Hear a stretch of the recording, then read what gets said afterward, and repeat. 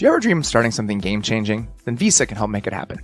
Maybe it's creating and selling your own customized kicks for cats, or transforming your dorm into a plushy pop-up shop, or finally going mainstream with your streaming side hustle.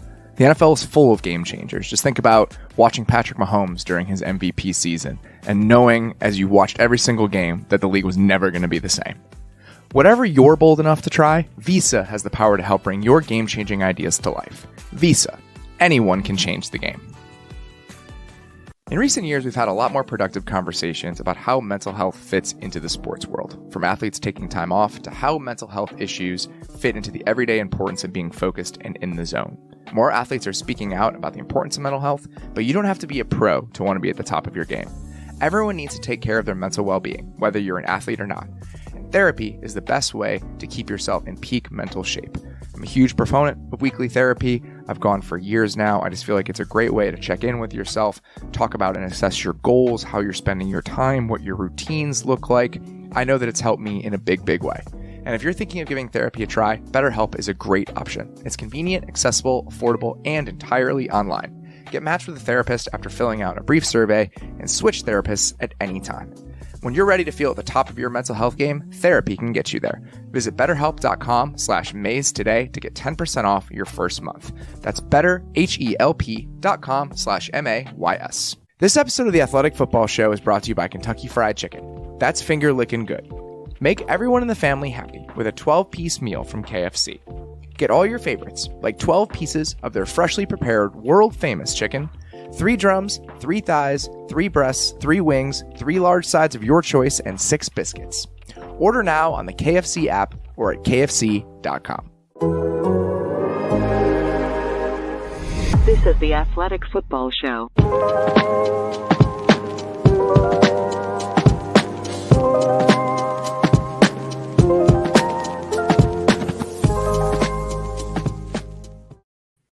Welcome to the Athletic Football Show. I'm Robert Mays. Today is Thursday, September 8th. And guys, we did it. The NFL season is here. We are coming to you live on YouTube, which we'll be doing every single Thursday throughout the NFL season. And joining me today, I've got two of, if I could say so, the best football thinkers in our business that our business has to offer.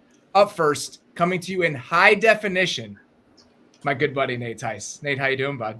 I'm doing well. I'm freshly shaven. I know what this is all about now. Moisturize everything. Just like I said on the pod that came out today, is that, yes, I'm going to make sure I look good for all this. No more sloppy showings on this. But thank you for the introduction. I'm so fired up. Week 1. We are here. We made it. Thank God. I'm shining. I look like Richard Nixon in that debate back in the 70s. That's how I'm feeling right now.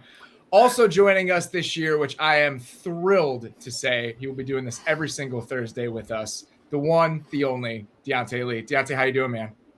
Like Nate, this is definitely first kickoff type of vibes, fresh haircut, got a new camera, a whole new setup. I think I look like a professional today.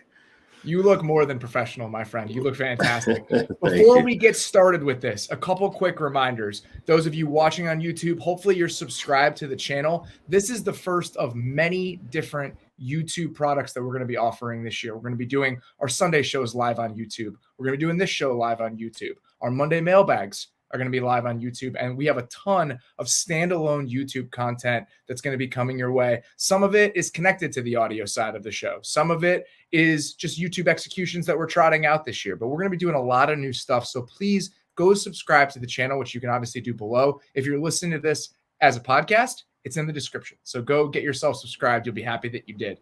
Also, one more bit of housekeeping before we get started here. We are doing a picks pool this year on the Athletic Football Show through Run Your Pool. If you're listening to the pod, it's also in the description. We've got like 1,500 people signed up or creeping up toward 1,500 people. We're going to be laying out our picks, the 5 games we're picking against the spread every single Thursday on this show. So please go participate so you can follow along and give us endless amounts of shit as we continue to get these wrong. I was hovering over all of them this week. I was like, this is going to be a disaster. This is going to be an absolute disaster. None of these look good. I picked 5 favorites, a bunch of road favorites. I know the rules. I know what I should and should not do. I did not follow any of them as we got started here. So please go sign up because I think we're going to have a really good time doing that this year. I was going to label my name just Midge's Picks, so that way I can kind of like pawn that off. There you go. Plausible deniability.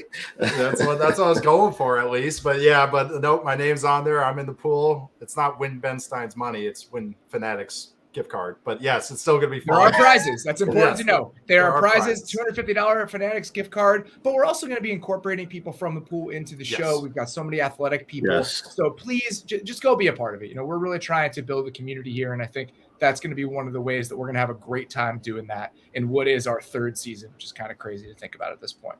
All right, let's do this. So we're going to dig into some games of the week every single week. Obviously, week 1 is weird. There's so many things we don't know, but we did identify a couple games that we're particularly excited about heading into week 1. And I want to start with Raiders-Chargers because this game already has huge implications. This is going to be a bloodbath every single week in this division. Nate, I think you called it the group of death when we were previewing division last week. And it starts right now. Man, there's no waiting. This game is already going to be huge in determining the standings, playoff seeding, everything else. So we're getting going real fast here.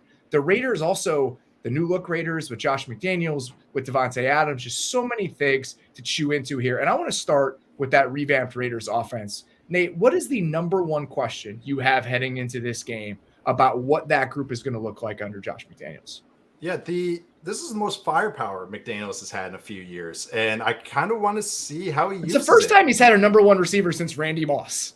Right. God, yeah, right? I know. He's been building everything out of 2s, 3s, and 4s and tight ends and all that. He has a good one, Darren Waller, but it's interesting just how these pieces fit together. I think they have some really cool puzzle pieces. Darren Waller, Hunter Renfrow, and of course Davante Adams. Really, that's their 3-headed monster, I think, in their passing attack. I mean, no kidding.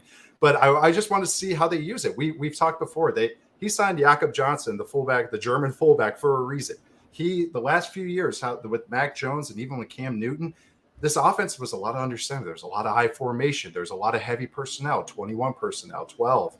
Okay, how do we use that? How do we have Darren Waller in advantageous spots? He's not the greatest blocker. He's okay, but that's not his game. That's not why he gets paid a lot of money, or he should be getting paid a lot of money soon. But that's not just how they use him. Hunter Renfrow is best from the slot.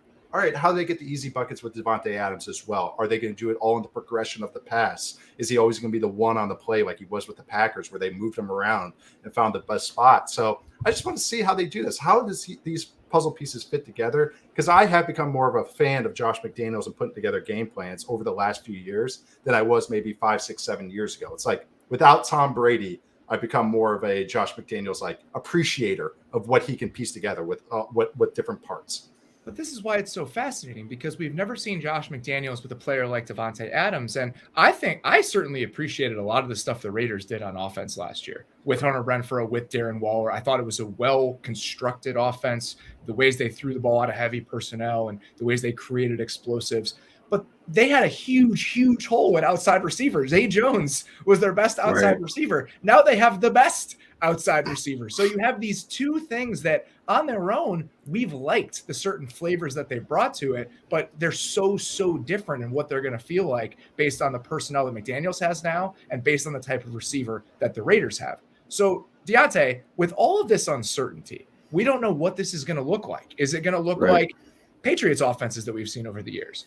Is Josh McDaniels going to steal some Davante Adams stuff from the Packers? How much of the Raiders offense last year is going to get incorporated? So with all of those questions, if you're Brandon Staley, how do you even start building your game plan about what this team is going to throw at you in week 1? To me, this is kind of like an axiom that exists in defensive football, which is that the more complicated an offense gets, the more simple that you need to be as a defense. So a lot of this, in my mind, is going to center around getting after the quarterback. And that kind of ties into what they've done this offseason in terms of bringing in Khalil Mack to play opposite Joey Bosa. And I think that opens up the door, not just in terms of run defense, which we've talked about a whole bunch on this show, but getting Staley back to some of the things that I think he likes most on passing downs. And that's showing those bare front looks, covering covering up every offensive lineman and allowing guys to work one-on-ones and attacking the quarterback, seeing if you can manipulate the pocket with different stunts and twists as well. So that, to me, I think is going to be the major starting piece. We'll be able to evaluate them on early downs, but I think in the AFC West, we all kind of recognize that second and obvious, third and long, passing situations is what's going to determine who comes out on top in most of these matchups. So I expect to see a lot of 5-down linemen on the line of scrimmage getting after the quarterback when we get to week 1 here. I was rewatching the Week 18 game earlier today, and the amount of Christian Covington that was involved, those are the sort of improvements for the Chargers in their front seven that are going to show up in a big way early in this season. So you mentioned the bear fronts, Diante. I want you to explain to people what that means. When you're looking for a bear front in a game like this, what is the structure of that? Who are the players that are involved, and what does it do for you? So it's an odd front. So we're talking, odd front can mean 3-4 or 5-2. So this is more of the 5-2-esque style of odd front. So you're going to be covering up the center. You'll have 2 defensive tackles outside of both offensive guards, and then 2 edge rushers in what you would call a 9 technique. So they're going to be on the absolute edge of the line of scrimmage. And the entire point of doing that is to get those one-on-ones like we were describing. And then from there, the next layer is you have the ability to run different twists to attack the way the offense is protect against it.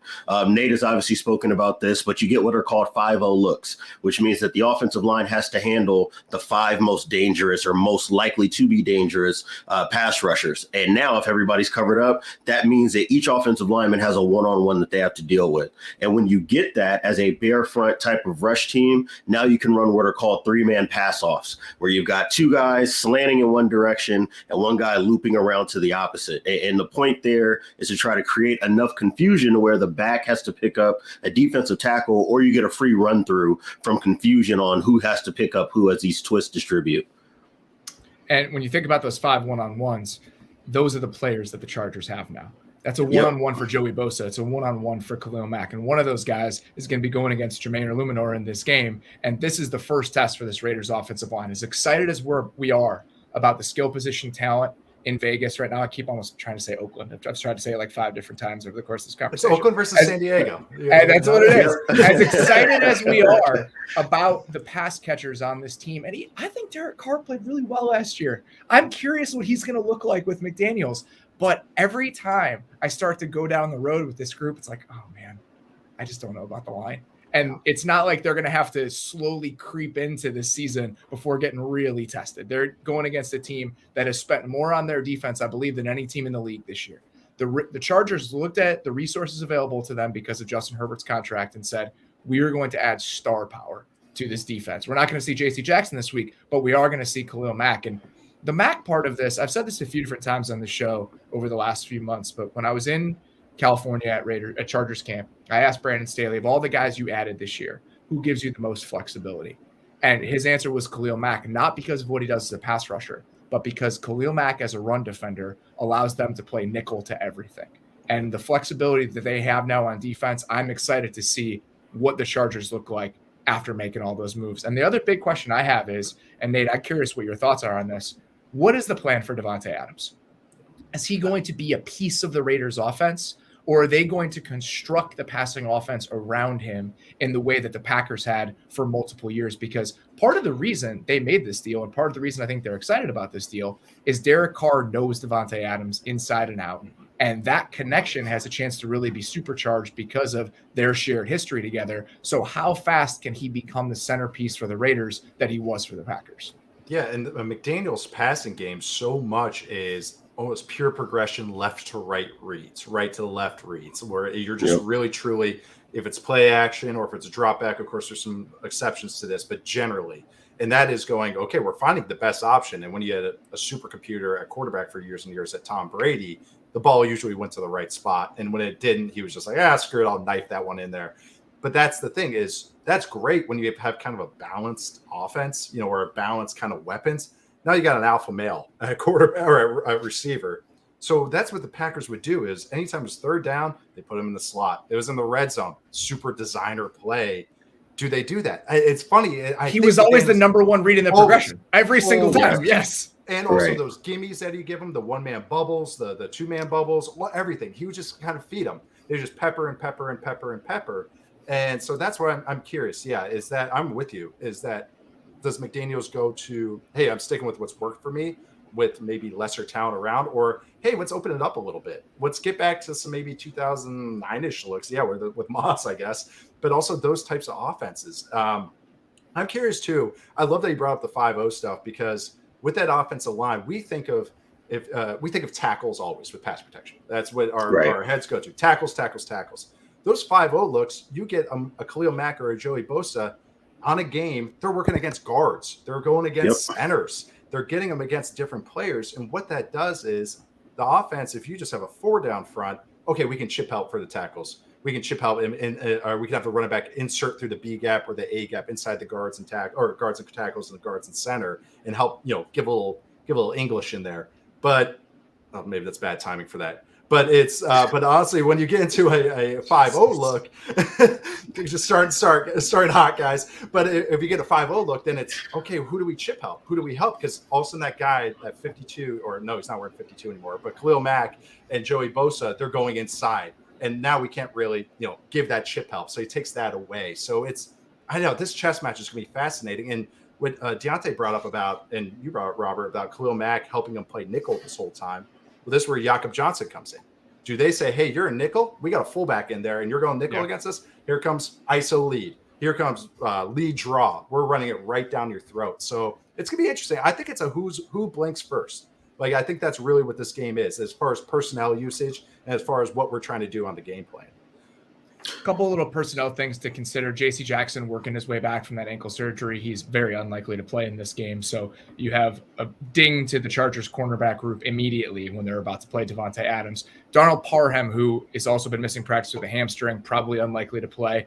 I thought the Chargers were going to really lean into 12 personnel this year, even with Josh Palmer on the roster. They were 8th in the amount of 12 personnel they used last year. Is about a quarter of their snaps. I thought that number could go up even further, but with Parham out, I think we see a little bit more 11 just because those are their best 11 players. So just a couple things to keep in mind as we get going with this thing.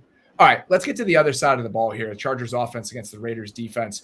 The Raiders offense has taken up so much space in my brain as I've thought about this team over the last few months that I've completely neglected the defense every single time I've thought about the Raiders. More than willing to admit it. It's just been a blind spot for me. So Diante, as we kick off the season here, where are you at with Patrick Graham, him as a defensive coordinator, and just the way that his philosophy kind of fits with the personnel that the Raiders have? Well, it's kind of fascinating. I've probably devoted more time on this mentally than I probably should have, considering that's not true at all. That's impossible. I watched 7 Jaguars, all 22 games last year. Jaguars offense. So yeah, you're in a safe place. You're a safe place. Whole podcast full of sickos. That's what I'm hearing.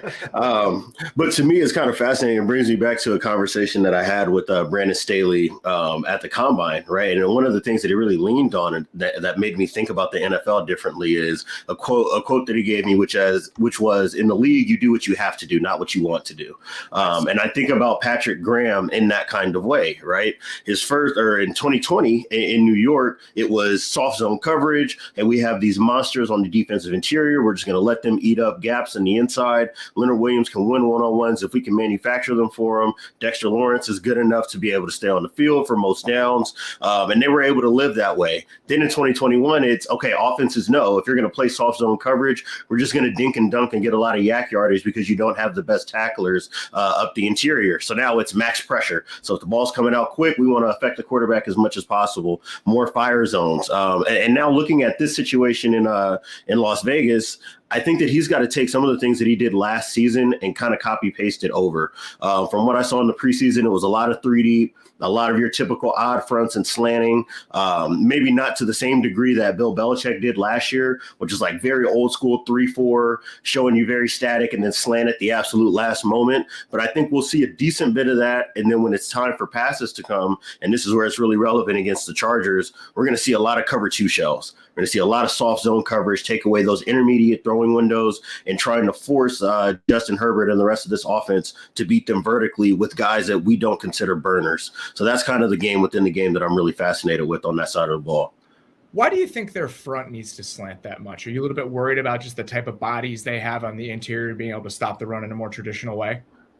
That and the linebackers, right? Like with the Patriots, I think that they were able to play a little bit wider with their defensive tackles because you got guys who are 6'5" and 260 pounds to go take on guards, right? That's just not the case with the Raiders this year. So I think we'll see more of the tight front stuff and then slanting late. So I think probably pretty similar to what we saw to Brandon Staley early in the season last year, where it was loading up the box, giving those 5-3 looks. You're trying to slant guys just to keep people clean and hoping that you can fit the run with the layer behind the defensive line. So that's kind of what I'm looking at for them. That was basically the way that they played throughout the preseason. And because they don't have man coverage bodies, that takes out some of the classic or the in vogue stuff that we've seen from the Patriots in terms of their creative bear pressures, where they would walk both backers up outside the guards and run those 5-0 types of games. You take away some of the, more aggressive two traps that you might see from a Bill Belichick. Those are the types of things that I know that Patrick Graham would like to get to. And if you look at his defense, you can see the skeletons of, but that does require very high IQ and very capable and diverse skill sets on the back end. They just don't have that. So I think we'll see a lot of soft zone coverage to try to get through this game. I was going to ask you that 3 deep stuff, just a way to kind of hide those guys on the back end. Exactly. I mean, they just traded one of their nominally starting corners like 2 weeks ago. There's a lot of transition happening right. on the back end. I would not be shocked at all if you see some Raiders fans frustration, because it might look a little similar on the back end to what they were doing the year prior. So when I take that into account, the question marks that the Raiders have on the back end outside of Moore and pretty much everybody else, including most of the cornerback group, and I'm looking at this Chargers offense, Nate, I want them to be throwing fireballs here. From day one, from the start of this season. I picked the Chargers to win the Super Bowl this morning. I picked Justin Herbert to win the MVP. If that shit is going to happen, if they're going to be that type of team, I want to see it from day one, the first moment they go up against a defense like this. I don't think it has to be that much more complicated than that. I agree. I know Joe Lombardi wants to do the Sean Payton light offense where, hey, we do this balanced run attack and then we have some nice play action. But hey, you got to understand what you have back there in number 10, and you got to understand where the strength of your team is. And that matchup, you're talking about the soft zone. This is the one time where we can actually kind of like call the Chargers out on not adding speed and go like, okay, well, you said this is because of this reason that they're going to play soft zone against you. Use those big bodies and pin the ball on these big bodies. Have Justin Herbert throw rockets over and over. And I understand Joe Lombardi, that's not what he wants to do. He doesn't want to drop back, just straight drop back 30, 40 times. This is the game to do it, though, as long as you can hold up. And that's where the thing is. That's where it always comes down to. Everybody wants to draw lines, X's and O's on the paper. Ooh, look at this pass play. Always comes down to protection. And Rashawn Slater is going to have to hold up one-on-one against a dude all game. And I think he's an elite player. He's an all-pro as a rookie. He truly is an elite player. This is a good test for him, either Chandler Jones or Max Crosby. It's the other side. Trey Pipkins is going to get the chip help. Trey Pipkins is going to get all this. If they do go a 4-down look or a 3-down look, they're going to slant to his side or slide to his side to help him out. So if we know that, Raiders also know that on defense, that's where the chip help goes. That's where we have to lean. So what are we going to do on the left side? So I think as the Chargers have an answer, they have to understand this is what we're going to have to do this game, but we better have a very sound protection plan. And we have talked about, it really came down to running backs and tight ends a little bit, but also just injuries along the offensive line, that we wanted more verticalness from this offense. This is a great, you're healthy on that up front. So this is a great opportunity. Let's see you open it up a little bit. And that's so much crazy for me. I'm Mr. Run the Ball, Wisconsin bred, not bred, but raised offensive line coach as a dad. Let's chuck it. Let's go, baby. As long as you can hold up and you have a good plan, move the pocket a couple times for them, sprint outs, all that. I think that's really how they have to go about this game. It really feels like, Diante, the Raiders' chance here on defense is that they still could have an advantage up front with those two guys against an offensive line that I think is pretty good and definitely improved last year. I mean, Pipkins is going to be better, even if you have questions about him, than what they had at right tackle last year. Their right guard situation with Zion Johnson is going to be better, but there's a chance for the Raiders defense to hang in this game. It's the fact that they built this team from front to back. That defensive line has to carry them in moments like this. I mean, that's the whole meta of playing defense in that way, right? If you're a soft zone coverage team, then that is kind of necessarily or by necessity saying that the guys up front have to be an added layer of coverage is basically what I say. That's how you force a quarterback to check downs. It's not because you're so great getting your depth. It's because there's not enough time for a quarterback to click from 1 to 2 to 3, right? It's got to be 1 to 2 to check down or 1.5 to check down, right? Where if it's not advantage right this second, then I probably need to be looking to dump it off as quickly as possible. And when it works well, we've seen versions of soft zone coverage work well. In fact, the Rams just basically won a Super Bowl playing a lot of soft zone coverage and counting on their pass rush to get home. But it does put a lot of strain on those guys up front. So we're going to need to see one of those vintage Chandler Jones games. We're going to need to see early season 2021 Max Crosby to open this season up if they want to get out with a win in this one. If teams are going to play more soft zone, too high shells against the Chargers over the course of the season, they're going to make them earn it, which I think makes total sense when you think about the pass catching talent that they have. They're going to have to run the ball consistently. And stylistically, It's kind of fascinating how different the Raiders may look this year than they looked last year. Last season, the Giants had the most running plays on defense with 5 or 6 guys in the box in the entire league on early downs over the course of the season. It was 157 of them. Not any of the Fangio Staley guys, the Giants with Patrick Graham. 30th, down near the bottom, is our old friend Gus Bradley. 62 of those plays compared to 157 for the Giants. The Raiders defense is going to look a lot different in some of those situations this year than it looked a year ago with Gus Bradley and that tried and true cover 3 approach to this. This game in general. Even the offense still look the same. There's going to be heavy personnel too. So it's like the Raiders fans are going to go, what the hell? Like, what's going on here? Yeah. What is this? I was promised something different. Yeah. I had Coke and now you gave me Diet Coke. What the hell? Right. What is this? I absolutely love that we're kicking it off with this game because this division is going to be such a focal point throughout the entire year. And that we have one of these games in week 1 to get it going with a bang is absolutely fantastic. Speaking of, let's get to our next game of the week here. Bucs at Cowboys. I mean, this was the kickoff game from last year. I mean, obviously a huge matchup between the most visible player in the NFL, arguably against the most visible team in the NFL. Let's start with the Bucs offense against the Cowboys defense. Nate, what are you looking for when the Bucs have the ball in this game?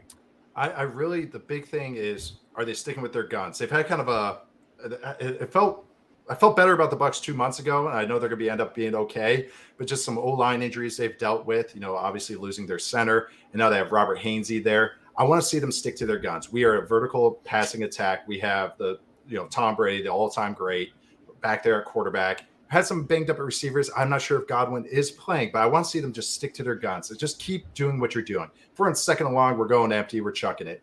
Right. I want to see it. Do they not blink against this pass rush? And really, I want to see, and we got to talk about this earlier, but Robert Hainsey, the new center, I want to see him communicate with Tom Brady, especially on those third down looks, those passing down looks when Dan Quinn gets a little more creative. And really, he does the 5-0 looks as well. So I want to see him communicate, have that little pitcher catcher communication with Tom Brady. It helps having number 12 back there who's seen every look possible, kind of knows he can get him into the right spot, but there's going to be times where it's not perfect. So they have to trust that center to get him into the right, protection call and all of that. So really it's more, I just want to see them stick to their guns.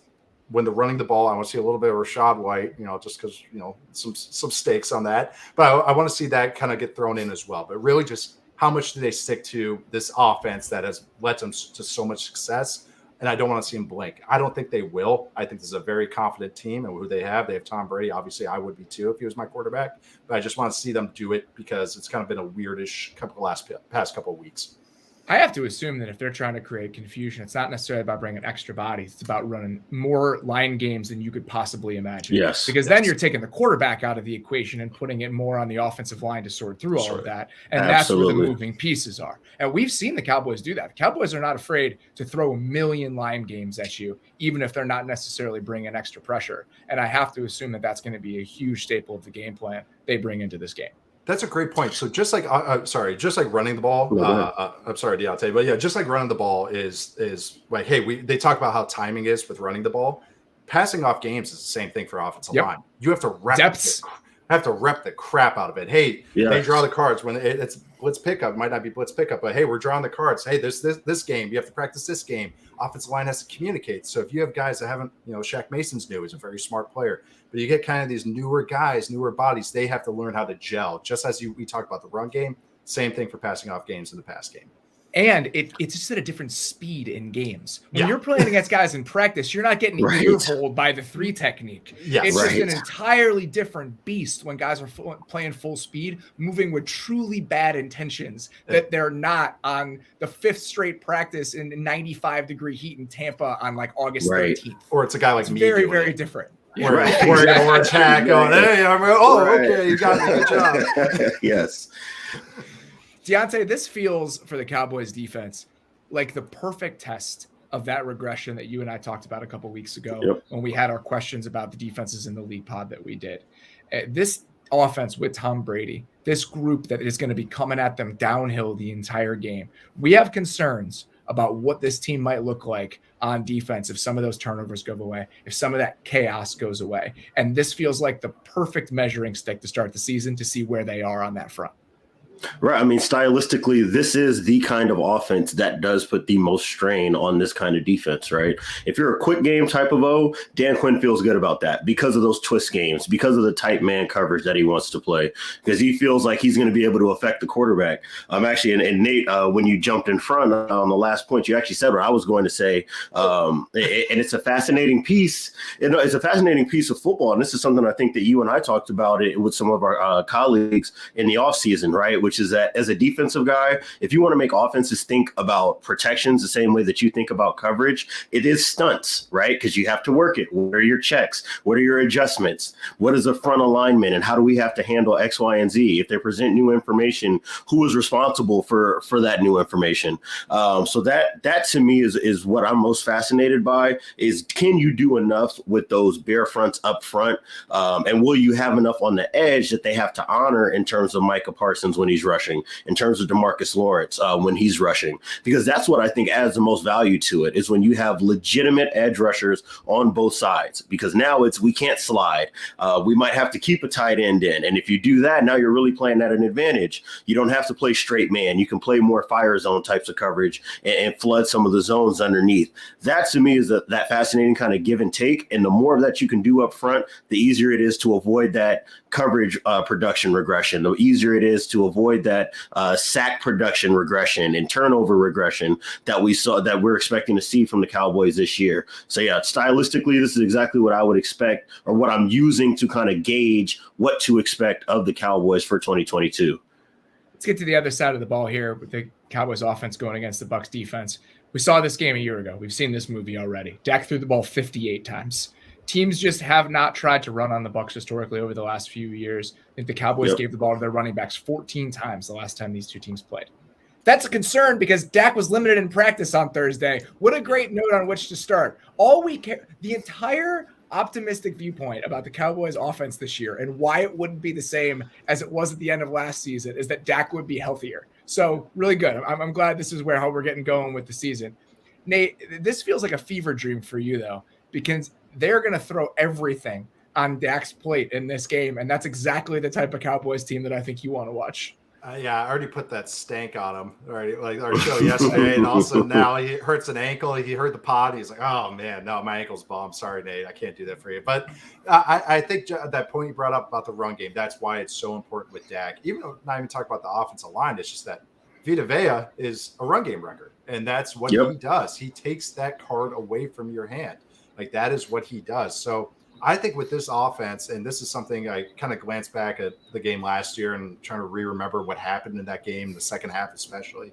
I think the best way you attack a Todd Bowles defense is you have to pass out of heavy personnel, pass out 12, 21. And at first I was, the limitations of this Cowboys offense is who are the receivers outside CD?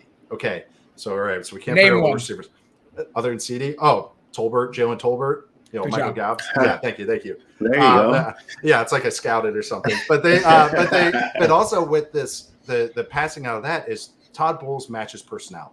So if I'm in 12, he matches with base. He doesn't get the nickel, and his looks. They adjust their front. Shaq Barrett becomes an OLB as opposed to a rushing D end. I know that sounds technical, but that's what happens. So it matters. It matters. And the Cowboys figured that out a little bit as this game went along. They had gotten to like a base personnel, 12 personnel. That's what I'm calling base. And they went to an empty look out of it, which is not what you would think out of that. What it does is it makes the defense go, okay, we have heavier personnel in there, and now they have to spread out as well. You make them simple. breaks it apart. You're breaking the wishbone. It makes it simple. And Dalton Schultz is one of the Cowboys' better players. And then now they have his clone, Go Badgers, and Jake Ferguson. So same type of player. He's a balanced tight end, pretty good receiver, pretty good blocker. Maybe they lean into a lot of 12 personnel, and I think that's what's going to help Dak out. At least it's going to be. I'm terrified to see him have to chuck it 60 times again, or nearly 60 times. But they might have to, just because I think this run game gets blown up by Vita Vea, and I just don't think the Cowboys have those dudes outside Zach Martin to really hold up. And you got a rookie starting. I mean, it's just like. It's a little scary for them. And that's where I was going to take us here. Is that if he's going to throw the ball 60 times, Diante, you're probably sitting there just licking your chops. Licking your chops. You have to looking be. At a developmental rookie left tackle going up against, even if the edge. Shaq Barrett's obviously a very good player, but to me, it's more about the kitchen sink shit that Todd Bowles can throw at this offensive line than it is about one personnel or one talent deficient matchup with these two teams. 1000%. Like you said, it's not just Barrett. It's okay. It could be Barrett, but it could also be the weak safety that looks like he's rotating down for cover 3. And now he's the edge rusher. The nickel, I think that he's playing cover 2, but now he's rushing at me. So, and that's a lot to have to take in. And to the point that Nate was making about watching last year, because they couldn't run the ball, and it was a credit to Dak, he basically had to get into superhero mode on 2nd and 3rd down. It felt like it was always 2nd and 11, 3rd and 9. And now he's got to navigate the pocket perfectly and be able to drill in, these tight window throws. And he did that excellently. But when I think about what ended the Cowboys season last year, this is what it sounds like. Oh, we have some troubles personnel wise. We might not have all the receivers that we would like to have. And we're dealing with the defense that can really get after us in terms of pass rush, and they can stop the run. Well, that means, hey, Dak, it's superhero time. And you don't want to enter week 1 under those types of pretenses, but this is where they're at. So to me, if I'm Todd Bowles, my whole thing is, if I take away CeeDee Lamb, if I have a safety over the top of CeeDee Lamb, and I can just trust my guys to go get after Dak Prescott and some of the youth that they have up front and some of this roster attrition that they're dealing with, then we're probably sitting pretty, right? Or at least it's going to be as ideal a scenario as you can have going into a week 1 game plan. So I'm really fascinated to see, like Nate was saying, what they do with some of those base personnel looks, because at least if you're able to get to that, you can make Bowles a little more static, because he's a true 5-2 defense guy, which means that you can really only run certain kinds of coverages out of that structure. You have to rotate certain ways and drop certain guys. And when you get into those empty looks like Nate was describing, in 5-2 personnel, you kind of have to have automatic checks, because you don't want Shaq Barrett dropping out and carrying something up the seam, or playing a vertical hook in cover 2 where you got to be underneath, a speed guy, all the way up the field and back across the field. So that to me is that fascinating kind of personnel game within a game, because if they have to really lean on 11 personnel and Bowles can get into all those crazy rotational blitzes that he can run, I mean, that's trouble for any offense, even in ideal scenarios, let alone one where you don't have multiple receivers that can punish guys when there are mismatches. You're going to see a lot of Dak pointing this game. Yes. You're going to see a lot of ready up. Oh, you're going to see play clock going down to 1 because I got to check that protection 2 or 3 times. A lot of pointing from Dak this game. It's fun as a sicko. These are the most fun games, and especially probably for you, Diante, and just watching protection plans against blitzing teams is one of the most fun, minutia things to watch in football, especially. It just is. It's a fun chess match, because it's games against games, rules against rules, and then it's, okay, here's a freaking curveball you weren't expecting. How are your rules? Todd Bowles is going to be a velociraptor checking the fence. That's what it's going to be. Yes. He's going to be testing each fence. And I love you talked about how if rolling a safety over CD like that, him being so far and away their best receiving option, how Todd Bowles gets to every single version of cover 2 that he runs is one of my favorite things to watch about Todd Bowles. It's insanity. So it could be anything. It could be from anywhere. It could be any dude. And I have to assume we're going to see a decent amount of that in this game. This is a fantastic opening game just as a measuring stick for these teams. Yes. Right? Yep. If the Cowboys want to be a playoff team, all right, you get Tom Brady in week 1. And I have not been shy about my doubts and my concerns about where the Cowboys are at right now. And there's a chance I get a lot of egg on my face when they score 40 against this Bucs defense on Sunday, or it could certainly go the other way. So I'm very much excited about watching this one. All right. Every week here, I'm going to take advantage of the ridiculous expertise that each of you guys have on either side of the ball. Diante, you literally make a defensive game plan every single week in your normal day-to-day life. Nate has had to do a lot of this in his coaching career, just building game plans, figuring out how you want to attack certain teams, certain defenses. So we're going to do that every single week on this show. We're going to make you guys build a game plan on offense and defense for one specific matchup. This week, we're doing the Vikings offense against the Packers defense. I wanted to chat about this one for a few different reasons. I think we're really excited, just as a general show, about the Vikings offense this year and what they're going to do with Kevin O'Connell and what the Packers defense is going to be. But beyond that, Nate, this just feels like an expression of where the league is schematically. You have the McVay tree branching off and that type of offense being just the general way the teams want to approach that side of the ball. And you have the Fangio-Staley side of defense being plucked and kind of cross-pollinating the league everywhere. And that's what the Packers have. So this game, I feel like, is kind of a microcosm for where the NFL is on offense and defense. And that starts with a Vikings offense that I'm really excited to see exactly what it looks like here in week 1. I am too. And that's with this Rams offense that O'Connell's coming from. And, he's worked other places as well before that, but his last stop is this offense is going to look like last year's Rams offense, which was death by a million empty formations. This is going to be this is going to be a lot more condensed. This is going to be a lot more kind of that 2017-2020 Goff offense. And for good reason. Kirk Cousins is several tiers better than that. But I see a lot. If I were putting this. Oh, no. Oh, did we lose Nate? This is the wonder of week 1 when you're having to deal with technical issues in real time. So good stuff. We'll clean this up for the audio version of the show. We lost you for a minute. You're back. Yeah, it just said, honestly, you know what the error message said? It said, hey, we lost you. It's not your fault. Yeah, but it's like, tell that to other people. I want to hug you like Robin Williams in Good Will Hunting. Yeah, it's not your fault, man. What the hell happened there? But no, when we're putting together a game plan against this, is that look at that, just to even miss a beat.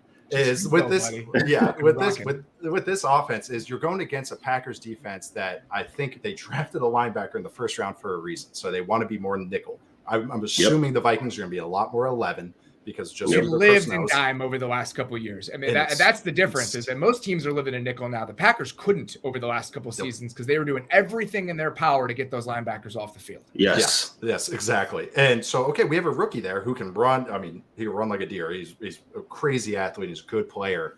But let's take advantage of his eyes. And how you do that is with motion. How you do that is when I'm running the ball split zone, which is when the tight end crosses the formation and we hand off a zone play. That is to affect the second level defender's eyes because it's just eye candy. And especially the Rams have been geniuses with this, with having a jet motion and then a split zone, and then they'll do other stuff with that off of it. But using that, because take advantage of the young guy linebacker, make the safeties make a lot of plays. And I know the Packers want to live in that world with a lot of light boxes, but make the safeties want to make plays or make plays come down. So we're doing split zone, we're doing toss zone. You'll see a lot of that with Dalvin Cook. That's his best run play, is where they toss the ball and it's an outside zone. But the thing about that, it's not outside. I'm running to the sideline.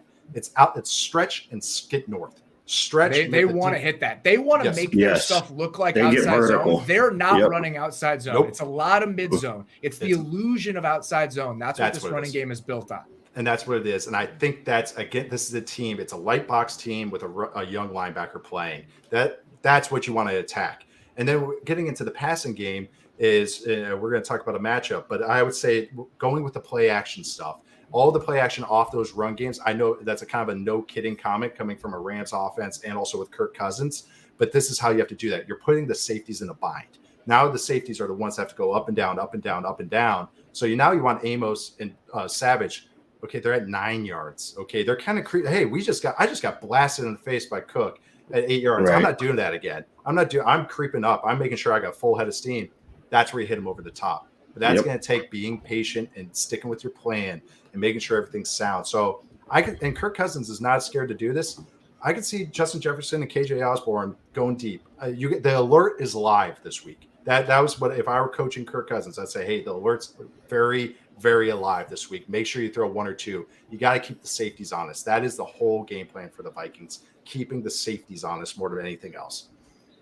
This is, if there's any proof that this is all cyclical, you talking about that where it's like, all right, let's have the safeties creep, and then let's hit them over the top. All I'm thinking about is the Packers offense against the Rams defense in the playoffs 2 years ago, because that's exactly the type of thing. So now that all of this stuff is creeping into every single building, you just kind of have that similar feel to how to attack these specific types of teams.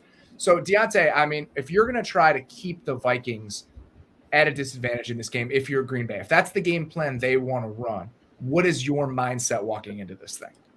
I would say that it's kind of natural to the Packers approach, and the Packers in a lot of ways kind of represent the modern defensive meta, right? Which is we want to play nickel to everything as much as possible. Robert, you, me, and Nate all had a conversation about being versatile with your slot defender. They have that in Russell Douglas, somebody who you can move around and play matchup ball. And I think a bunch of different guys are going to – I think multiple guys are going to play this for them. I think they're going to throw different guys at the problem depending on what the problem is. 100%. And a guy like Russell Douglas, who has some size, some length, is not light in the ass. You can play him inside against condensed sets and feel okay, right? It might not always be ideal, but it's not like he's just going to get blown off the ball by a slot. Or, he's not going to be backing away from taking on a block if outside zone is coming his direction. So that to me is fascinating. And then on the back end, we're just talking about playing a lot more of your quote unquote zone, soft zone, really zone match quarters. I would say that the Packers outside of the Bills are probably the team that I enjoy watching play quarters the most in the league because of how much they're jumping on routes, whether it's an over route crossing the seams or, curls and digs that are coming in towards the hash or the numbers.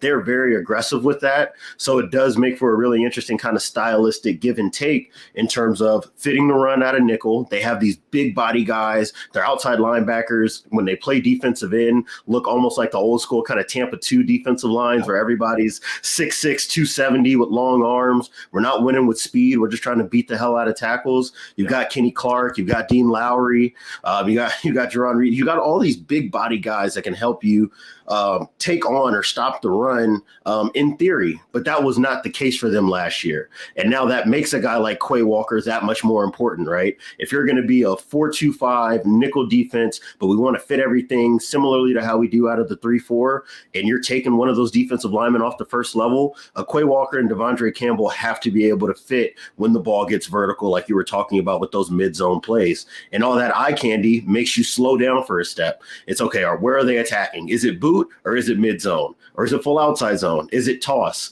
In personnel, the Vikings can do some interesting things. It can be 20 personnel with not Darvin Ham, but with CJ Ham, and it can look like an 11 personnel set. I just gave myself away as a Southern California guy. Thinking about the Lakers. It can be CJ Ham in an 11 personnel set, and he can run the split zones because he's off the ball anyways, right? He's not being used like a real tight end, but you have to account for the fact that guy can take off heads as a blocker. That's the whole reason why he's valuable for the Vikings. So those are the types of, I think, kind of give and takes in the run game that you're looking at. And then it's going to be all about locating where Justin Jefferson is and how do you want to handle We've had that. a long conversation here without mentioning one specific name. Exactly. We say all of this, and it all comes down to, like Nate saying, for all the diagramming and, hey, I want this guy here, and we're going to fit it so beautifully like this and play gap and a half, and we're rocking back and playing with 2 high safeties. But then you got to go deal with the guy who's faster than your fastest and can go make plays in the air that your DBs can't. So that, to me, is that real fascinating kind of what do you want to do from a personnel perspective? Do you want it to be Russell Douglas when Justin Jefferson's in the slot? Or do you want it to be Jair? And if you do, that kind of changes the way you want to play a guy. If it's Jair, you probably want to play tight coverage, right? Let's not waste our number one corner playing soft coverage on the interior if that's where he's at. Versus Rasul, you probably want to play a little bit softer, give him a little bit more support over the top because of how shifty Jefferson can be. So that it's all so difficult in terms of that give and take. And to Nate's point, the second that you show your hand too often, that's when you get those design shot plays. That's what the whole McVay offense is waiting on. What that Shanahan scheme is waiting on is for you to show your hand. Hey, every time we get in this formation, they're doing X or Y. And the second that we get that look that we want, we're going over the top with the sail or a corner post or that home run post or the deep overs with those takeoff routes to occupy safeties. So that, to me, those 5 to 6 plays where you get those deep pocket play actions and you know that he's looking for Jefferson coming across the field, how many of those they connect on is going to determine the outcome of this game.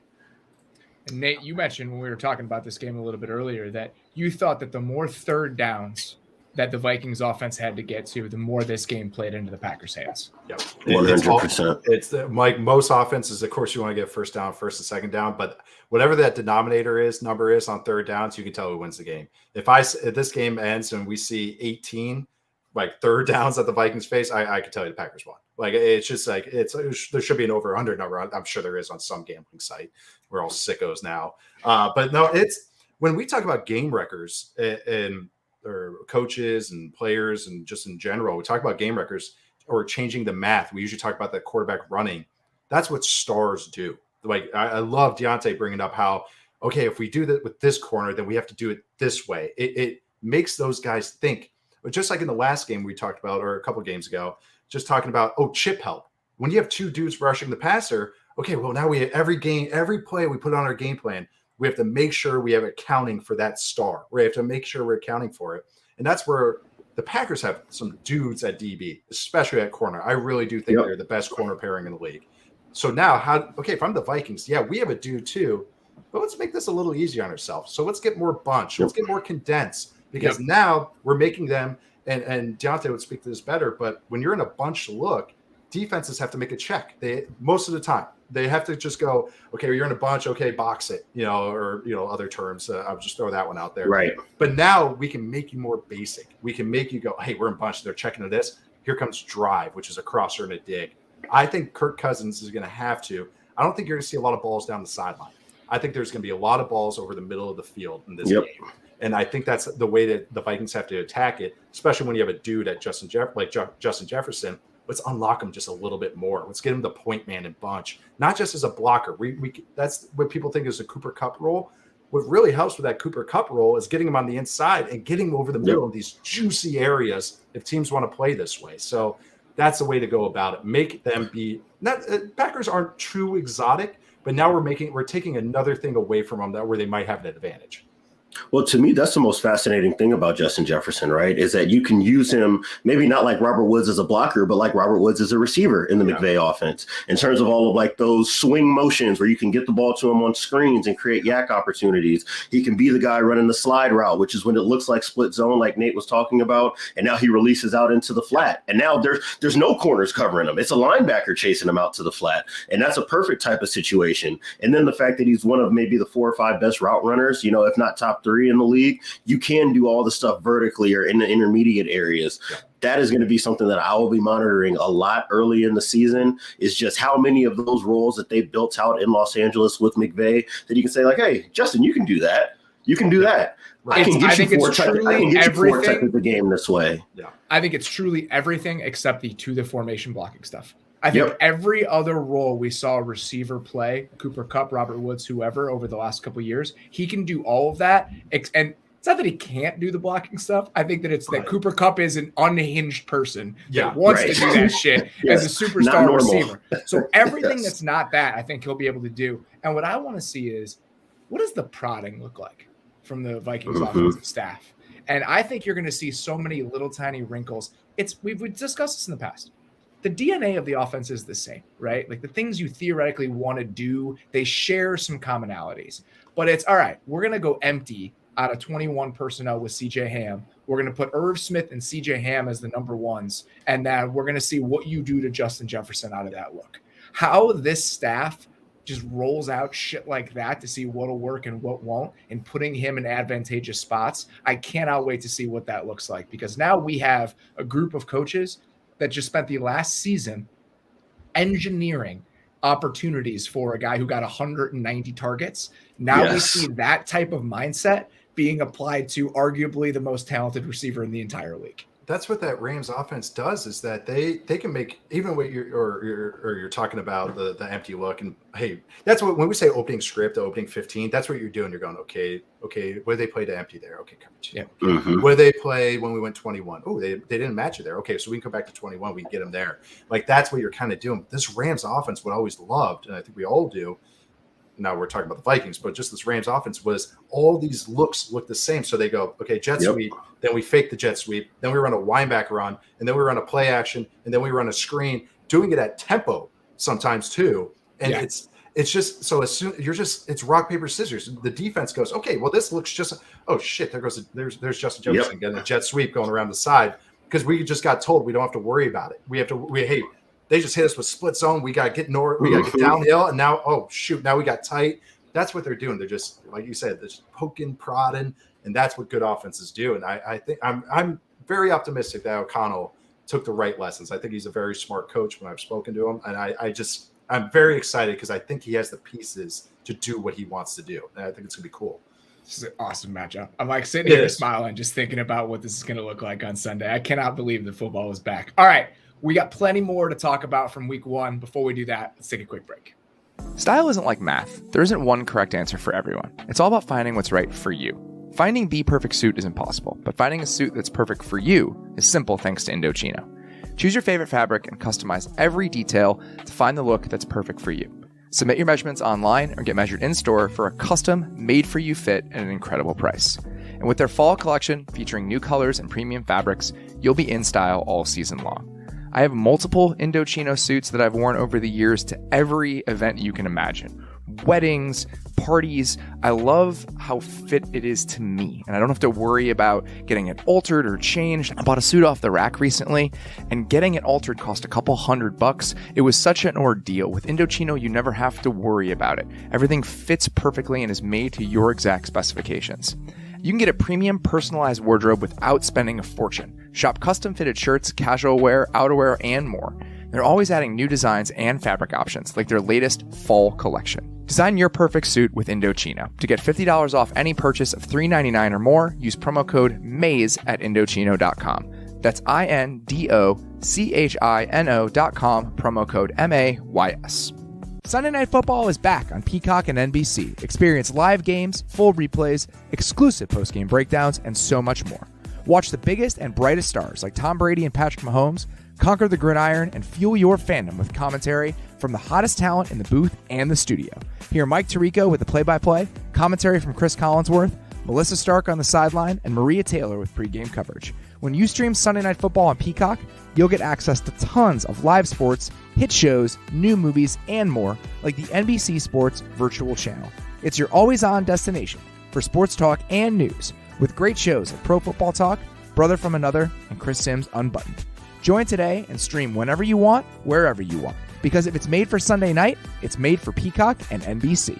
Saxx underwear is legitimately life-changing. They have the softest styles for everyday wear, and their sport line is next level. I'm very particular about my athletic shorts. I like them to have a certain feel. I like them to have compression shorts built in and have the right amount of support. The Saxx shorts that I got instantly became my favorite ones. The Gainmaker 2-in-1 short comes with an integrated ballpark pouch. It keeps everything where you want it, but is still incredibly comfortable.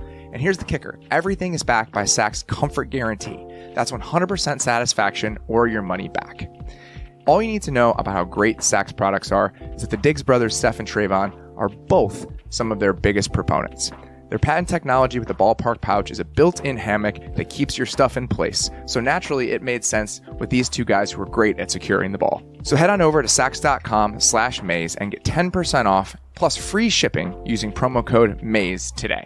That's Saxx, SAXX.com/MAYS and promo code MAZE at checkout for 10% off and free shipping. People keep asking if I'm back. Yeah, I'm thinking I'm back.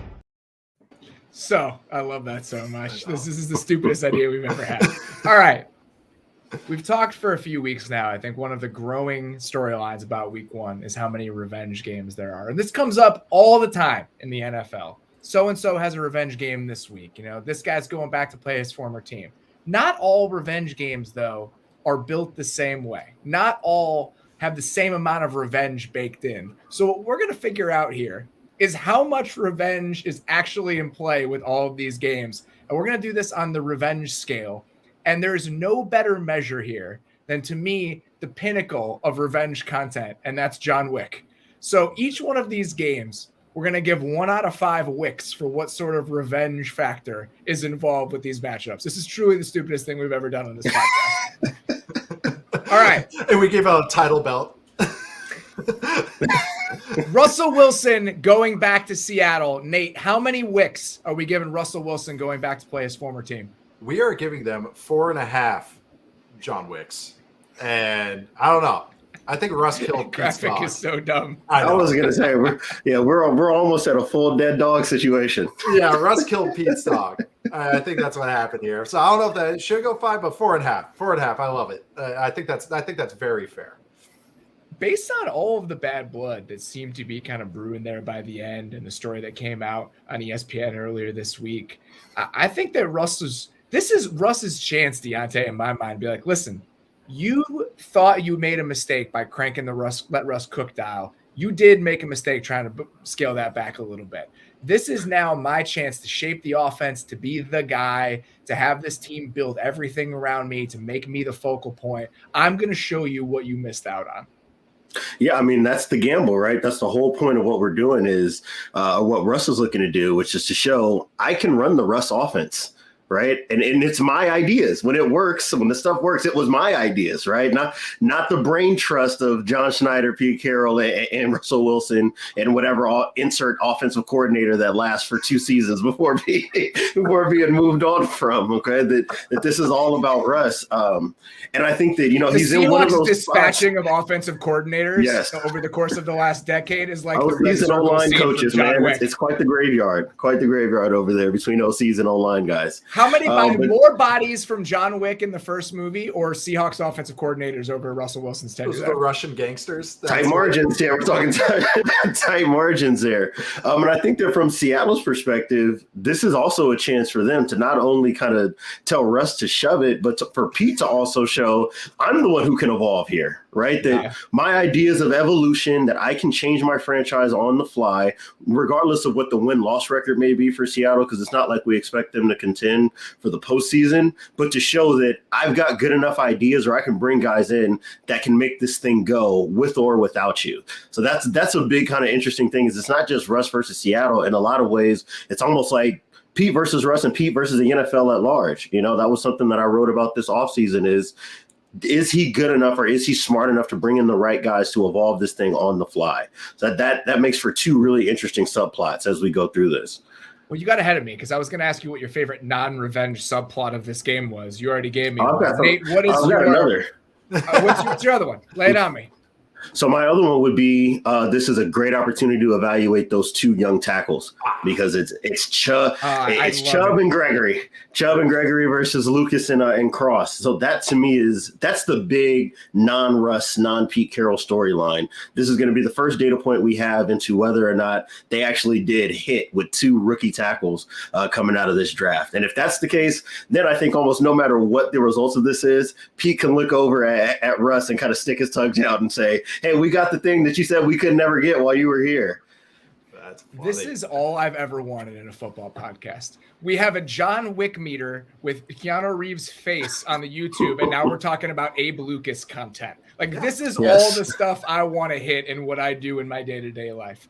Nate, what is your favorite non-revenge subplot of Russ going back and playing the Seahawks? It's me stretching to do a victory lap about Charles Cross, but really the tackles. I want to see. I know it's a joke, and Pete wants to run the ball. I want to see this run game. I really do. I think Rashad Penny is this isn't crazy. He's a stud. I know they drafted Kenneth Walker. He's been battling the hernia stuff, but Rashad Penny, I watched those last couple months when they let him loose. Oh my God, he is so incredibly talented. But I just want to see what the Seahawks offense, the non-Russ Seahawks offense, and on the flip side, the Broncos. Yeah, I want to see what the Hackett-Wilson offense looks like. Yeah, how many ingredients are they giving? Are they truly letting them cook everything? Like I really want to see that. And the last thing, this is more the narrative thing, was last year we were on this pod, Robert, and we were talking about how Russ didn't demand a trade.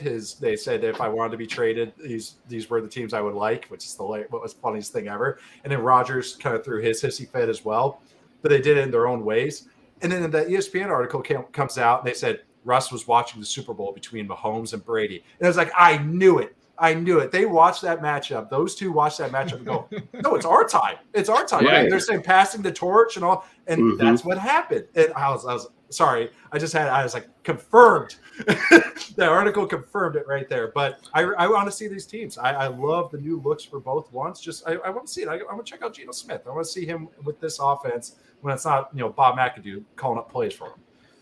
Hey, All right. and there's one thing that's kind of true of all of us, and that's that watching Tom Brady continue to do this at this age, triggering everybody's midlife crisis. So I 100% understand from both of these quarterbacks. God, he really is, though. I mean, you see that skin? Made me start.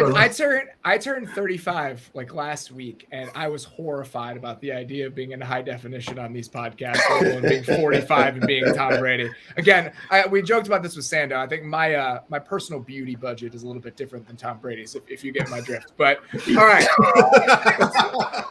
let's get to our next game here. Baker Mayfield going up against the Cleveland Browns. I don't think there's any question here. This is 5 out of 5 wicks for me. It's not like Russ and the Seahawks, obviously it ended bad. You have those moments of bitterness at the end, but what they accomplished together, Russ is going to go into the Hall of Fame wearing a Seahawks helmet. They won a Super Bowl together. They were, in a lot of ways, I think, the team of the decade. They have 4 straight DVOA championships, and if you ask Seahawks fans, that's what really matters. This is not the case with Baker and the Browns. This was something that seemed like such a promising marriage early on. We had those highs of the rookie year, the devastating lows of the Freddie Kitchens era. But I still think Baker played well enough to warrant playing out the string in Cleveland. And then everything that has happened over the last 9 months and him just being kicked to the curb and now just being shipped away for almost nothing. Everything that happened with Anthony Freeland last week, where I totally understand him saying that in the moment. That sounds like something Baker Mayfield would say. I do think he wants to fuck them up. There is no bigger revenge game in my mind, Diante, than what Baker is facing right now going back to Cleveland. Absolutely. I mean, this is truly as sour as it can possibly be on both sides. I think, Robert, you were in Indianapolis with us, and so were you, Nate. And talking to some of the Browns guys, I don't think that there was anybody who felt really bad about the way that the offseason looked like it was going to go before Baker was sent on his way. So that to me is really fascinating, not only just the bad blood that Baker feels, but how the Browns feel about him in return. This is not going to be one of those situations where one side is looking for a gentlemanly handshake and the other one is upset. I don't expect there to be very many warm feelings about this at all. And I think that actually, as it manifests itself on the football field, this has a lot of potential for there to be trouble for Baker, because I love this Cleveland secondary. And I think if Baker goes in thinking that this is hero ball time and time for Baker to show exactly who he is as a quarterback, we've got some potential for some really bad things to happen. That's exactly what he's going to do. That's exactly what it's going to do. He can't help himself. Yep. This is the same guy that was shit talking Kansas in college. This is the same guy against Kansas. I get spiking the flag against Ohio State, but he was like trying to fight Kansas players. It's like, come on, it's the Jayhawks. It's like he did it with a straight face too. No, this is his Super Bowl. This is totally Baker's Super Bowl. So this has got to be 5 out of 5. I'm sure he hasn't he just hasn't slept. I'm sure he is so stoked for this game. So I don't know. This is going to be there's going to be some emotions in this game. It's going to be emotional. There are some guys where I want to see them go all John Wick in a revenge game. I want to see them just dispatching people throughout the entire festivities. Baker is the type of guy where I think his heart rate is going to be a little bit too high. I'm a little bit worried about what that ultimately looks like, because my non-revenge subplot in this game, Deontay, is that I want to see what that Brown secondary looks like. I mean, there have been so many conversations about Deshaun Watson and all of that, and I think that's taken up most of the oxygen as it relates to the Browns, as it should. But that group of players on the back end, the way that they've built that thing, I think they have a chance to be really, really good this year. And I am excited to see what that group looks like in practice on the field together this season.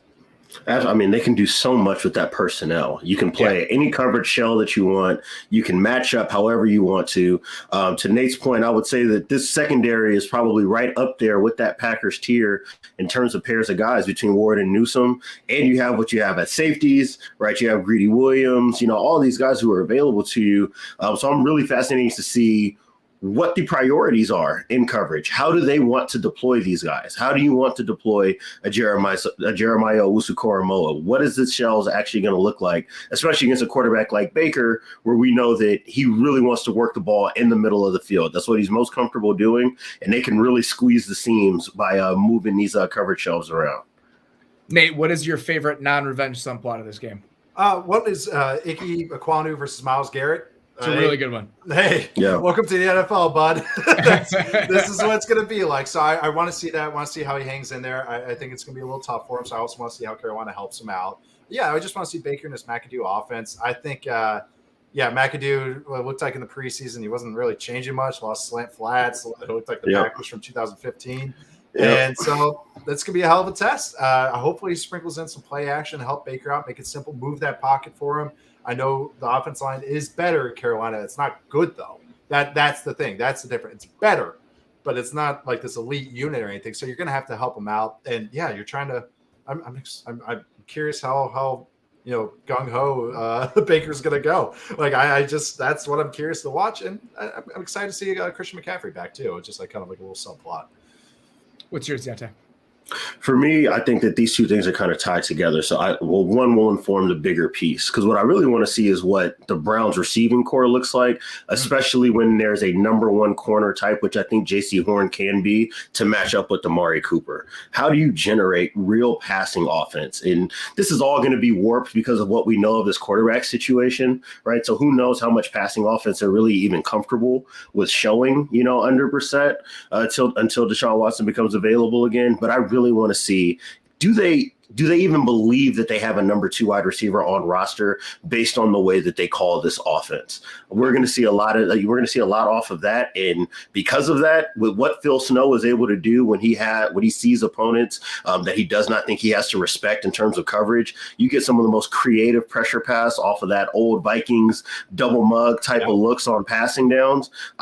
That is what I'm probably going to be watching for even more so than the Baker stuff is. Well, do the Browns have a real offense that can contend regardless of who's playing quarterback? And I love what Phil Snow does in terms of generating pressure to heat guys up. So I think we have an opportunity to see a really impressive defensive showing on both ends this game. I love that. Right. Browns whole line versus those blitzes. That's going to be a lot of fun. Like that yes. is third down Browns going to be fun. New center. They have Ethan Pocic there. I mean, they're in there. I know that's not the center they started the offseason with, so just something to keep in mind. Next one here, Flacco and the Ravens. I'm going with half a wick. Joe Flacco seems like a pretty chill guy. They won a Super Bowl. He made a lot of money. I'm not sure how much bad blood there is with Joe Flacco and the Ravens. When he got traded to Denver, after Lamar Jackson was there, after they drafted Lamar Jackson in the first round, I'm not sure any of us were like, man, they really did Joe Flacco wrong. Right. I can't believe they did that to Joe Flacco. I feel like everyone walks away from this and comes back together feeling pretty okay about this situation, Diante. Yeah, I 100% agree. And I think if there's any one quarterback who can walk in this situation and be like, hey, man, it's cool, it's Joe Flacco in this scenario. Like you said, he got really rich. The Ravens won a Super Bowl with him as a starter. It's one of the most memorable Super Bowl runs from a quarterback that we've had this millennium. And for him as a quarterback of the Jets, there's literally zero expectations. Like he could go out here and throw 3 picks, and I don't think anybody's going to be upset because it's Joe Flacco, man. Like he's just here until Zach is ready to take this thing back over. And to me, one of the things that we know about Joe is that however he feels like throwing the ball that game is what you're going to get. So if he walks out there and says, hey, check downs is all I want to do, you're going to get 21-27 for 215 yards and no touchdowns, and he might feel like, letting it rip, and maybe we get a 3 interception game, but he's going to, I think at the end of the day, he's going to walk up the field like it's all good no matter what. And I don't think that the Ravens have any reason to be upset considering what they were able to do with the next quarterback after Flacco. Nate, how much money do you think Joe Flacco's made in his career? Oh God. 160? I have no idea. I'm so bad with this. $175 million. Shit, man. If I were Joe Flacco, I'd be feeling just fine. No bad blood here whatsoever. I'm living my life and I'm feeling really good about it. Hey, when Ozzie Newsome came down, it's what Ed O said when he had the buyout. Hey, just show me the door. What time I have to leave, brother? Like that. Flacco probably did the exact same thing. He was like, "Oh, what time's my flight? Oh, okay, sounds good." All right, so Diante, you said that there are no expectations for Joe Flacco in this game, which I think is totally fair. But my non-revenge subplot that I'm tracking is, are we a little bit weirded out by this Zach Wilson situation? The idea that I went from him maybe playing in week 1 to Sal being, he's going to be out till week 4. I don't want to talk about this anymore. Yeah. I don't know how excited they are to have Zach Wilson back in the lineup. And when Joe Flacco is your starting quarterback, the $175 million man, I don't know what that says about the confidence you have in the guy you drafted second overall, Nate. I'm curious. I'm very curious because it was literally yesterday, I believe, or 2 days ago that Salah was like, "Yeah, we have one more workout, but he's on a good track." And all of a sudden was like, "He's out till week 4." And okay, that was right. That's okay. All right, goddamn. But it's but I'm curious. I want to know. I think the Jets are like, "Hey, we got some decent talent. We got Eli Moore, Corey Davis, Garrett Wilson. Hell, even Braxton Berrios isn't bad. We got Michael Carter, Breece Hall." Offensive lines revamped a little bit. Maybe they're just going, hey, maybe we could steal some cheapies before Zach gets healthy here. So I'm curious too, because what if Flacco does have a couple? We've seen him get hot for 3 or 4 weeks before. I mean, it felt like a lifetime ago, but he's done it. It was. So who knows? Yeah, it was 10 years ago. Yes, literally 10 years ago. Yeah. So who knows? I think really it's curious. It's very, very curious. There is, I don't want to butcher the saying, but it's like there's something going on there. There's something going on in Denmark. Where there's smoke, there's fire. Is that what you're looking for? Why would they do that? Why? Because just the flip going from he's back this week to no, it's 4 weeks and then going and Joe's our starter. Okay, what's the next question? Acting like nothing happened. So yeah, it's interesting. Diante, your favorite non-revenge subplot of this game? It's all Mike Macdonald. Mike Macdonald in this defense. What is it actually going to look like? We know that Baltimore kind of lacks the high level edge talent that you would like to have for bringing in a 3-4 type of scheme or really just running any NFL defense. So I want to know how do you intimate pass rush? Because they just don't have guys that are one-on-one winners. Is it going to be running fire zones? Like what I know of Mike Macdonald from his time at Michigan, if I'm to assume that that's what we'll get, is a lot of tight quarters, right? Trying to mix up some of the coverage shells and trying to force offenses to throw the ball out on the perimeter. So if that's what you see and you don't got pass rush in the NFL, you usually don't last very long. So I'm fascinated to see what the adjustments are. Back to that conversation of doing what you have to do and not exactly what you want to do. Yeah. I'm really kind of looking to see what is it that he wants to do with the defense on the back end to make up for the fact that they just don't have high level edge talent or pass rush talent, period. Nate, what do you got for me? Yeah, I'm as people listen to this pod, I am high on the Ravens, and I just want to see how these young guys step forward. I really do. Not only Rashad Bateman, but just the rookie center, Tyler Linderbaum, Justin Matabuke, who I'm a fan of. Owa. I want to see how these guys in there. We couldn't finish the segment without you mentioning his name. I wasn't able to talk about him in the breakout player episode. I finally got him in a month later, so here it is. But no, I really just want to see how these. Well, first off, they're healthier. I want to see Ronnie Stanley back. I just want to see all these. It's old and new faces kind of thing. I just want to see this all together, how this Ravens team looks close to fully operational. We were not going to include this in this segment until late in this week, but after some of the things that trickled out, the story that Tyler Dunn wrote, some of the comments from him, we have to do Za'Darius Smith against the Packers. This went from like a 1 wick to me 3.5 wicks over the course of about 2 days in one story. The idea that he went to Minnesota so he could play the Packers twice a year, that's what Brett Favre did. This is a lot more animosity here than I might have anticipated, Diante.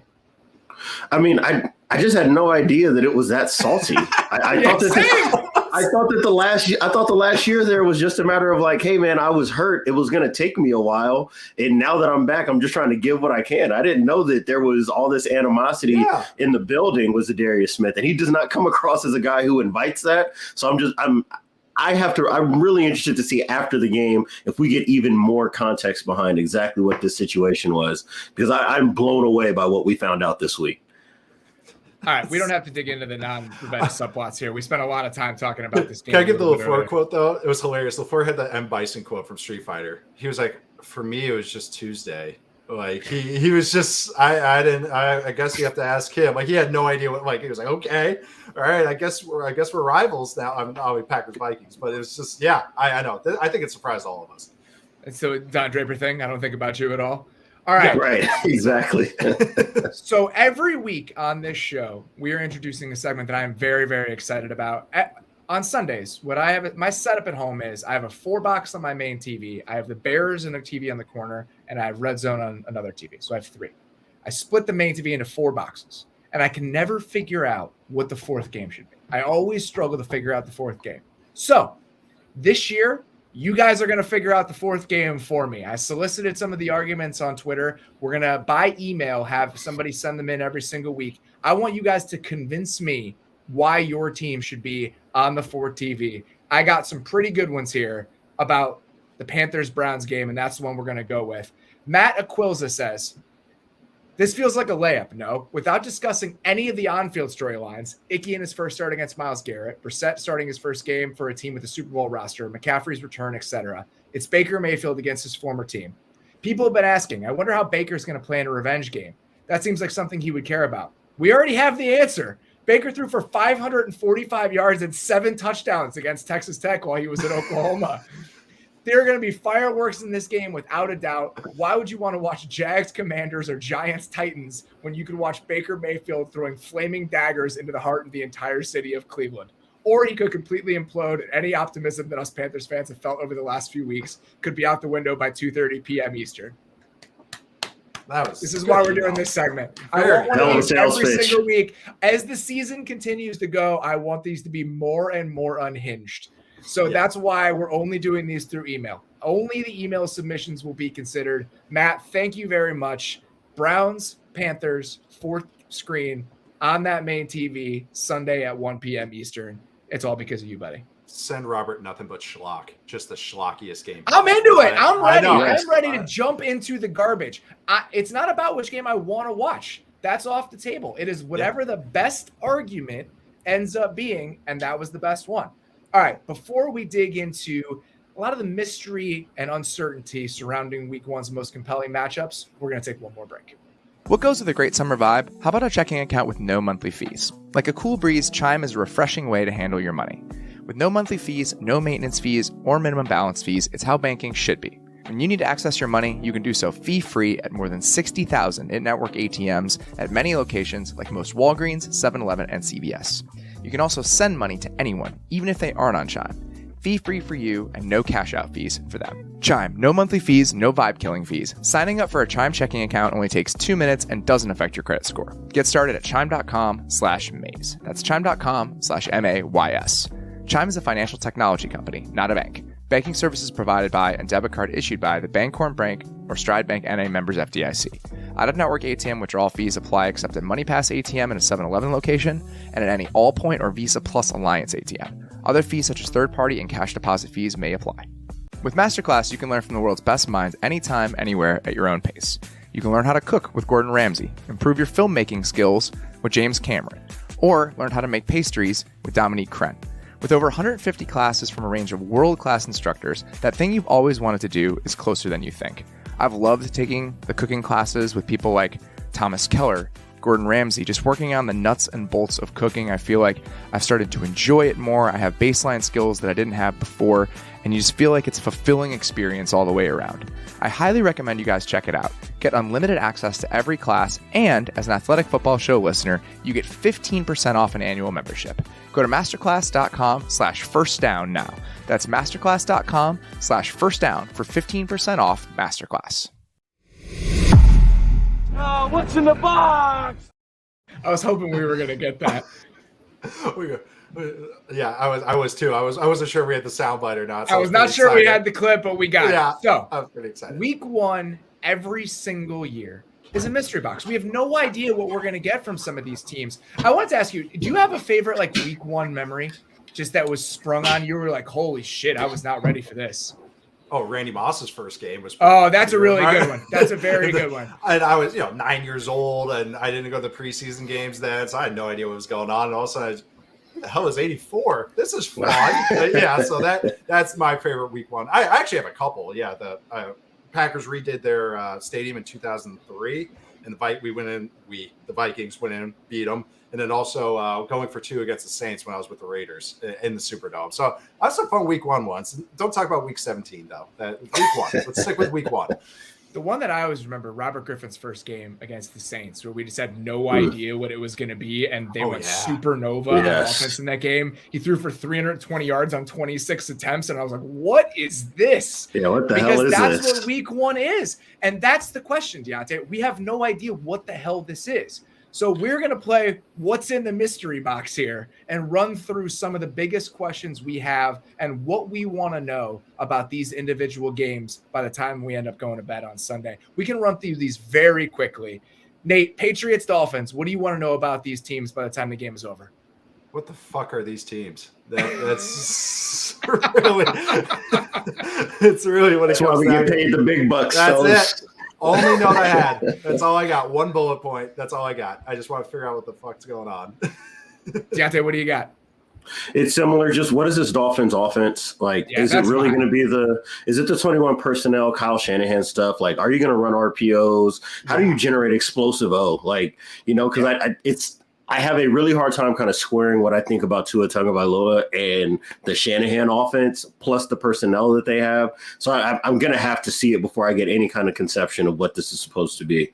I cannot wait. It is, I think, along with the Baltimore defense, the unit I am most curious about heading into this week and what it's going to look like. It's just a fascinating question. Chiefs, Cardinals. What do you want to know about these two teams by the time this wraps up, Nate? Chiefs mostly. What is this offense leaning into? What's Andy Reid's new stuff? Is it old stuff? Is it new old stuff? Is it old new stuff? Like I just what are they? And does Andy Reid forget the siren song of, oh my God, we got to run these RPOs. We got to keep doing it. What is he leaning into? So I'm really curious. I know it's just week one. Things change throughout the season, but I think we can see what the Chiefs have been working on the past 6-ish months. And I'm really curious what happens. What happens when you pull Tyreek out of the equation? Yep. And we're bullish on it. I'm optimistic about their ability to figure this out. I think that they have the best quarterback on planet Earth, and that's a good step in the right direction. But we still don't know what it's going to look like until we see it on Sunday. So I think that's an easy one. Niners at Bears. Diante, what do you want to know? For me, I think a lot of this is just going to be what is Trey Lance? I mean, and I'm sure you're going to say this, but like, what is Trey Lance as a quarterback? How does he fit in? What is Trey Lance? Question mark. Yeah, like what is this? What is this offense around him too, right? We were just talking about Robert Griffin in the Shanahan system, right? And coming out and kind of blowing everything up. Obviously, we don't expect them to come in and nobody's going to be fooled by the zone read in the way that they were in 2012 or 2011.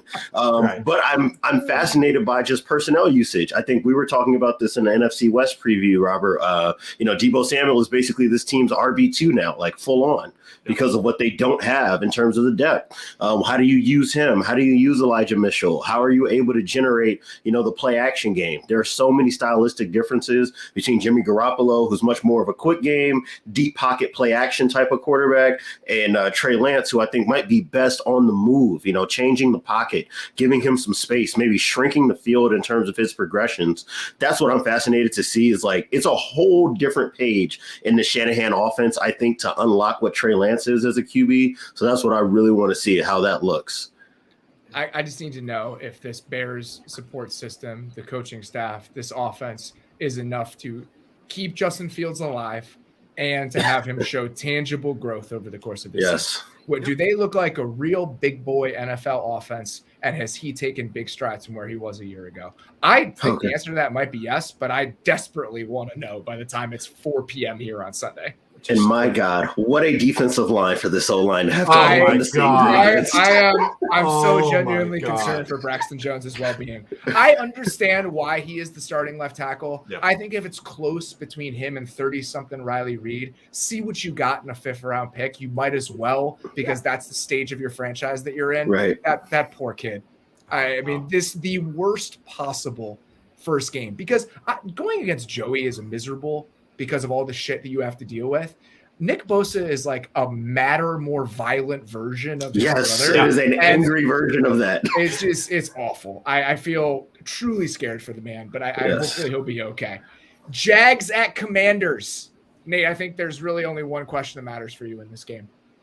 Trevor Lawrence, y'all. That's all I care. That's all I care about in this game. That's all my only takeaways. Maybe a little curiosity about Jahan Dotson, Scary Terry, and maybe how to watch it. Stop. But Trevor Lawrence, that's it. Number 16. Like we said, sicko podcast. Yes. This is it right here. Mainlined. I just want to see good things happen for our guy. I just want to see Doug put him in semi-decent situations as we kick this season off. Steelers at Bengals. I'll handle this one. I want to know what the Matt Canada Mitchell Trubisky experiment looks like. What is this thing? How much crazy motion and bullshit and Yes. and just quarterback running around. What does that marriage look like in practice in a real NFL football game? If you had told me 5 years ago, in 2017, what year was Mitchell Trubisky drafted? 2017. If you had told me that Dave Mitchell Trubisky was drafted in 2017, that in 5 years he will be playing for Matt Canada as his offensive coordinator, amazing, like truly amazing. So what this looks like, I cannot wait to watch it. All right. We were going to talk about the Eagles and the Lions a little bit. We are running very, very long here. It's the first time we've done this show, so we're learning on the fly. A game I'm really excited to watch. We're excited about kind of the steps the Lions are taking. I think the Eagles have a really, really good roster. So definitely a game we wanted to chew on. I assume, Nate, because this is a Sicko podcast, we will be talking about Eagles-Lions on Sunday night. So if you're a fan of either of those teams, don't worry. Deontay, maybe you'll want to listen to that, but we will be talking about that game at some point. I'll either be drinking champagne or drinking away some sorrows, man. It's one or the other. There will be drinking happening. Very, very quickly. Thursday night, Bills, Rams, defending champs, opening up at home on God. It's on Amazon Prime. This is a good reminder for everybody. We're serving the listeners here. Oh, thank you. The game is on Amazon Prime tonight. Turn it on a half hour early. Make sure you have this game. Yeah. Nate, one thing you're looking for in this game.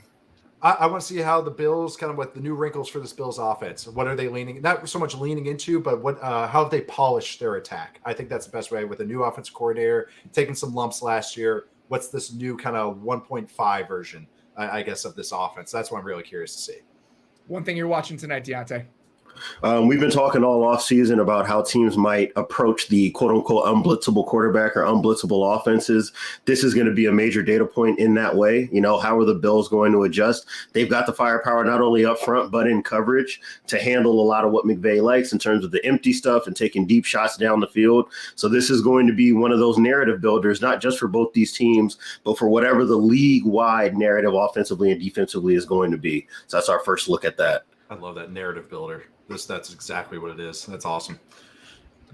All right. Every week to wrap up this show, we are going to do a segment about our picks from our picks pool. Like I mentioned at the beginning of the show, run your pool. It is in the description of this podcast. Please go check it out. I've been tweeting about it. Go join the pool. We've got like 1,500 people involved so far. I think almost by the time we get to Sunday, we may get there. You can start and sign up as quickly as Sunday. Deontay, we're going to say goodbye to you right now, but you will be back next week around this same time.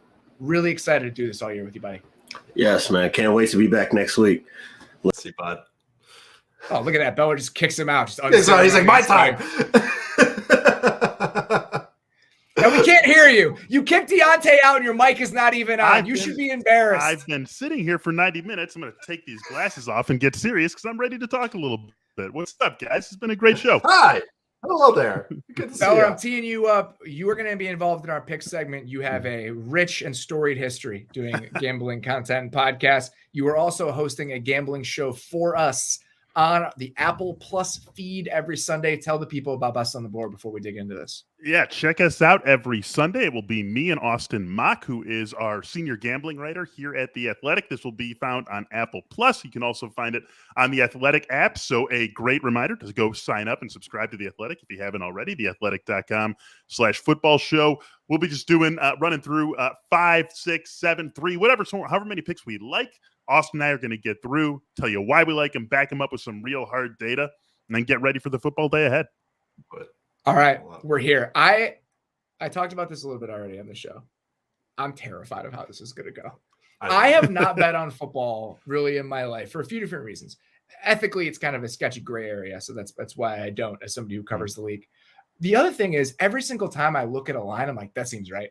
And every single one I looked at among this group, except one exception, which we can talk about, I didn't feel good about any of these. Nate, why don't you kick us off here? We're going to have to run through these quicker this week than we will in other weeks because of how long the rest of the show ran. But give me your 5 picks that you have this week.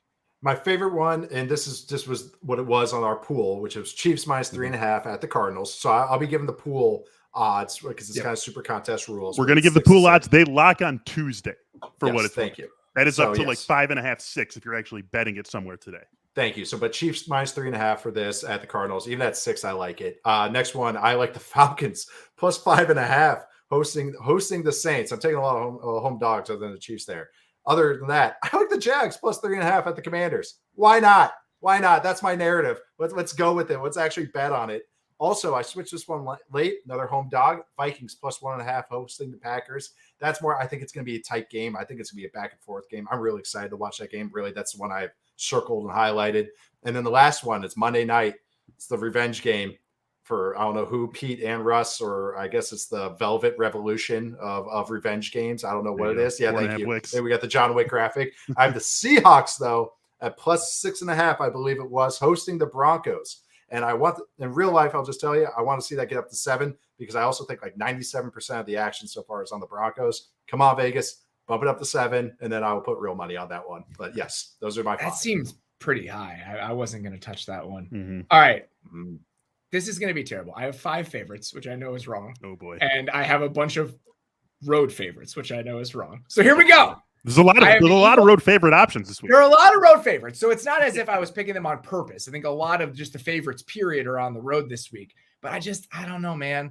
A lot of it was hard for me to bet on the Giants. I have so many questions about that. I have no idea what the Jags are going to look like. Although Jags plus 3.5, I do think is an interesting bet. All right. I have the Eagles minus 4.5, even though they're on the road at the Lions. I just think this Eagles team is really good. You know, we saw what they did against this team last year. They kind of tapped into the formula. They rode all the way through the end of the season. So I have the Eagles minus 4.5. That's my 6 game. So that one spoke to me. I have the Chargers minus 3.5. You know, barely a home favorite. I think the Chargers are a better team than the Raiders. The continuity they're riding into this season, especially on offense, is a pretty big advantage here in week 1. I have the Packers minus 1.5. Love it. Against the Lions. So we're on the opposite side of that. I'm Vikings. very excited that against the Vikings. So we're on the opposite side of that. I also have the Chiefs minus 3.5, which feels cheap. And I have the Bucks minus 1.5 against the Cowboys. So we've got a couple similarities here. We'll see how this ends up playing out. Bella, what do you got for me? Decent amount of overlap, you guys. So I don't know exactly how to take that. I actually share 2 picks with both of you. The picks I share with Nate, totally with you on the Jags against the Commanders plus 3.5. Really like that one. I think the Jags go in there and get a straight up victory. I've also got the Vikings plus 1.5 against the Packers. Bet on the Vikings to win the NFC North at plus 250. We've been talking about, or you guys have been talking about it a ton on the pod over these last few weeks. Very excited to see what that offense can do all season, and they get a nice test against Green Bay in week 1 at home. Share 2 with you as well, Robert. I'm on the Chargers minus 3.5 against the Raiders. I am also on the Bucks minus 1.5 at the Cowboys. Love those tiny spreads when you feel better, just comfortably better about one team than the other, because basically that was exactly what I was thinking. Talking about the Bucks going in and winning that game, and I just feel like, you know, for all the talk that we've had this offseason, they're still the better team regardless of where this game is being played. So the one unique pick that I bring to this one, give me the Giants, you guys, plus 6.5 against the Titans. I think this is the game. We have all these road favorites this week. We're talking about how it's just set up to be a survivor bloodbath this week. Yes. I think this is the one that does it. The Giants maybe pull off an upset against the Titans. You guys talked about this a ton also. This Titans team, like, how can you possibly feel good about them going into the season? I think the Giants at least stay within the number here and maybe, just maybe, give us a survivor bloodbath and pull off an upset. Love the angle. She's got that Brian Dable energy. New coach, not Joe Judge, is the most important part of this equation for the Giants, which I totally understand. All right, we will chew on these a little bit more as we get deeper into the season, as we have some contours of how well or poorly this is going for all of us. Week 1, we're an hour and 40 minutes into this. We wanted to run through these pretty quickly. A reminder to everybody, please, if you have not, subscribe to the YouTube channel along with this Thursday preview every week. Our Sunday night recap show and our Monday mailbag shows are going to be on YouTube this year. We're going to be doing a ton of standalone YouTube content starting on Monday, right, Nate? Yeah. I mean, it's rolling. So get in, do that right now. Please subscribe to the YouTube channel. We're going to have some YouTube stuff early in the week that is tied to our Sunday night show. I know that a lot of people have said in the past, I wish I could see some of this stuff that you guys are talking about. Guess what? They make cameras. So we're going to try a little bit of that, hopefully give you guys a little bit of a richer experience with the audio version of this show. We're going to start trotting that out on Monday. So please subscribe to the YouTube channel. Also, join the picks pool. You still can. No matter if you're listening to this on Friday, Saturday, all the way up to kickoff on Sunday, you guys can join the pool, run your pool. Description of this podcast. The link is in there. You can find it on Twitter, a bunch of different places. It's in the comments. Oh, is it going to be comments on YouTube? It's in the comments on YouTube as well. In the comments on so YouTube if you're still watching. Go check that out. It is going to be really fun. We're getting up toward 1,500 people. It's going to be a really good group. We're going to have a great time. For now, that's all we got, man. We got kickoff in like 2.5 hours. This is wild. That's all we got. All we got. It's all we got. It's football season here now. This is all I got. Very excited to spend this season with you guys. I talked about it a little bit earlier today on Twitter. It is not lost on me how lucky we are to do this and for all of the support that you guys have given us in our first 2 years. I truly think that year 3 is going to be the best one that we've ever had. That is because of you guys, and that is such a huge reason why we're able to do this. So thank you very, very much. Very excited for kickoff. Very excited about spending the season with you guys. We will be back tonight after Rams Bills. Until then, appreciate you guys listening. We'll talk to you soon.